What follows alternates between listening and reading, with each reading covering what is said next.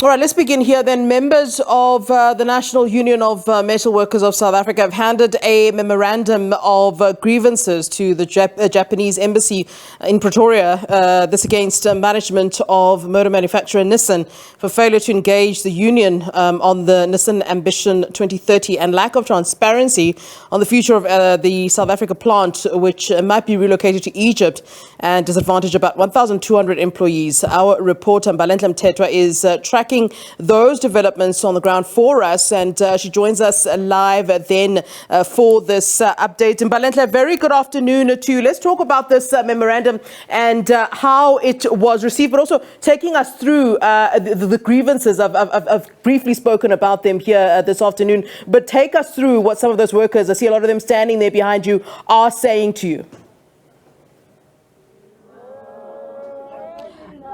Good afternoon, Flo. Yes, indeed. There is a memorandum of demands that we had expected to be handed over just a short while ago, but it seems as though it still hasn't been handed over. Workers are still standing here picketing since just after midday today in order to hand over that memorandum of demands. You will understand that at the heart of this, as you did mention, is the rumor of the Nissan manufacturing plant possibly being relocated outside of South Africa. Now, the biggest concern raised by trade union Numsa is that those who are working at the plant are the most vulnerable and could essentially lose their income, or this decision could affect their livelihood going forward. To get a better sense of the memorandum of demands and some of the grievances that are going to be handed over, I am joined by Numsa's national spokesperson, Mbalenhle Mthethwa, who's just going to give us a better sense of that. Now, these rumors that, this plant might be relocating elsewhere, how sure are you? How did you find out about this rumor? How were you able to ascertain, if this is indeed fact? Good afternoon, and good afternoon to your viewers, and thank you so much for coming here to cover this picket. This picket is of immense importance to workers at Numsa and workers at the Nissan plant. Ultimately, why our members are so aggrieved is because we've had no answers from management. The questions that you're raising about the future of the South African plant, we've actually raised those directly with management. We met with them this week on Tuesday.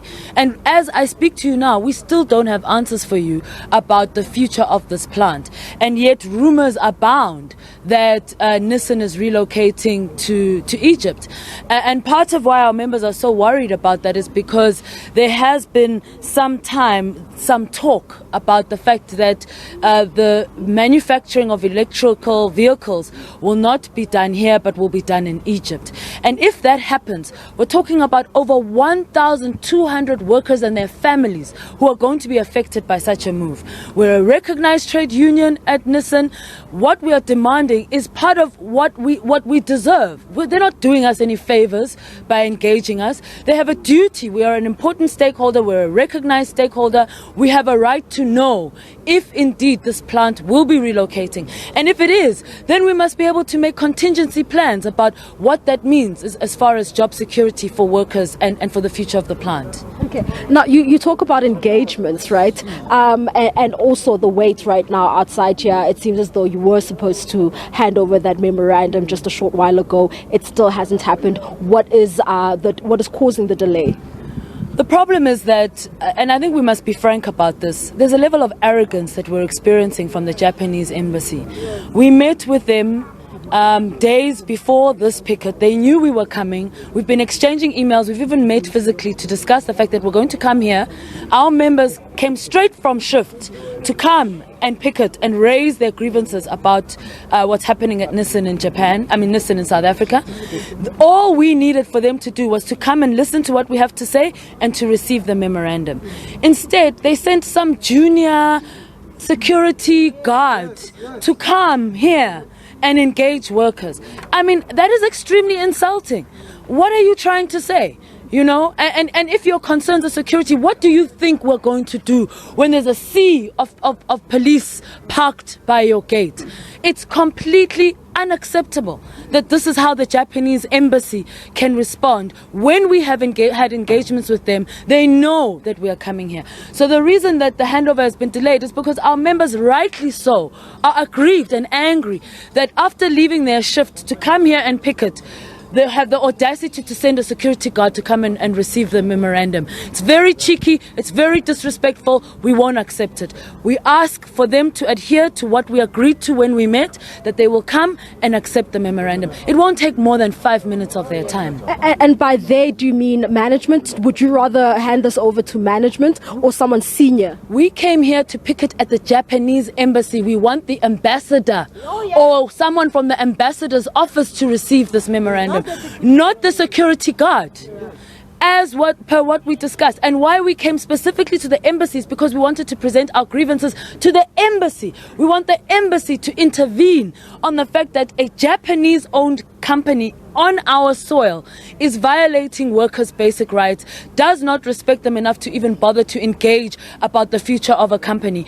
And as diplomats, they understand engagement better than we do. And frankly, we are shocked and disappointed that diplomats would react to such a response, to such a request in this way.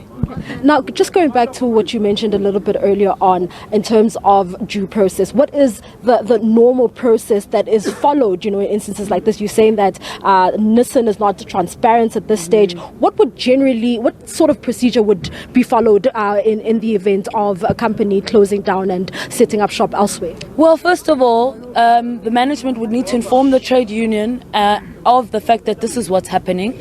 These are the plans, so that we can all sit around the table and fully understand what that is. And there's a formal process to that. But we've not been able to do that with them at all. But that's not the only issue that members are aggrieved about and that are on the list of demands on the memorandum. Our members are aggrieved about the fact that as Nissan, like all other auto companies, is transitioning from sort of petrol combustion engines to electric vehicles, we understand that there might be some disruption because we're talking about new technologies here. But we are not a company, or our members certainly have the capacity to adjust to such conditions. If indeed there is a plan for this work to be moved from South Africa to Egypt, we are here to register very strongly that work can continue here in South Africa. The Nissan Navara is manufactured only here in South Africa, and yet it is manufactured for the entire global market. If I'm not mistaken, it got Car of the Year not too long ago, thanks to the effort of Numsa members and their hard work. These are people who've demonstrated capacity, ability, and intelligence. They know they can do this. They should be given an opportunity to deliver on this mandate, because at the end of the day, this company came here, reaped massive benefits through tax rebates and other benefits as a result of setting up shop here. They cannot now leave after they've made massive profits and leave over 1,200 families in destitution. So we are demanding a just transition process to be followed at Nissan. If there's going to be a move from petrol combustion engines, these workers must be taken along, they must be trained, they must be upskilling. We must not lose a single job as a result of this transition. Now, if an ambassador doesn't come through, what's going to happen? Are you going to stay here, or are you going to leave without handing over that memorandum? We are very reasonable people. We are asking either for the ambassador or somebody from the ambassador's office. We're not being unreasonable. This is what we agreed to. Don't send a junior security guard. What do they know about what we discussed? We're talking about engaging with someone who actually has the power to effect the demands that we have put in that memorandum. We expect a written response within 7 days. That is not the work of a security guard. That is the work of a representative of the embassy, and that is the person we would like to engage today.